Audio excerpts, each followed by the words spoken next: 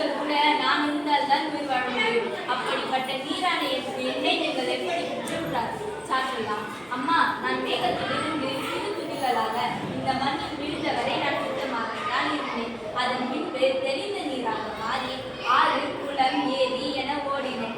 என்னை அசுத்தப்படுத்துவர்கள் மனிதர்கள் தான். என் மீது ரசாயன கழிவுகளையும் குப்பைகளையும் பிளாஸ்டிக் கழிவுகளையும் கொட்டி அசுத்தப்படுத்துவது மனிதர்கள் தானே.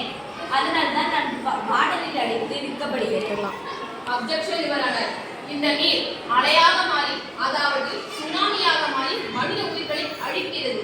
அதனால் தான் இது மனிதர்கள் மீது குறை கூறுகிறது. மனிதர்களை சுத்தப்படுத்துவதற்காகத்தான் நான் படைக்கப்பட்டேன்.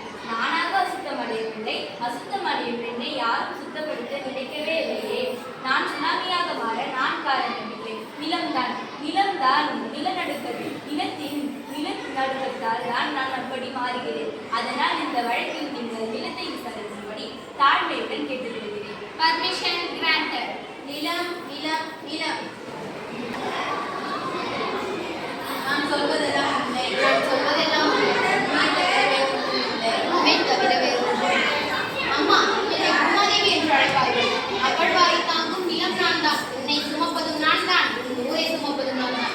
மனிதர்களையும் தாங்குகிறேன், விலங்குகளையும் தாங்குகிறேன். ஏன் அந்த நீரை கூட சுமந்து கொண்டிருக்கிறேன். என்னை குற்றவாளி கொண்டு நிறுத்தியது மிகவும் தண்டனைக்குரியது அம்மா. அப்ஜெக்ஷன்.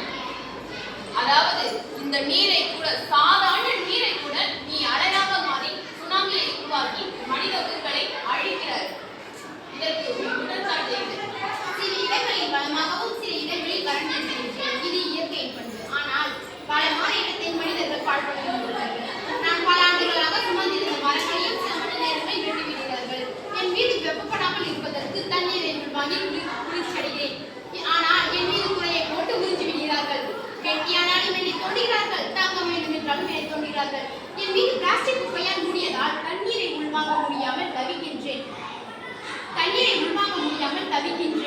பின்பு ஏன் அடுக்குகள் நகராது? நான் பூகம்பத்தை ஏற்படுத்தவில்லை. கனமான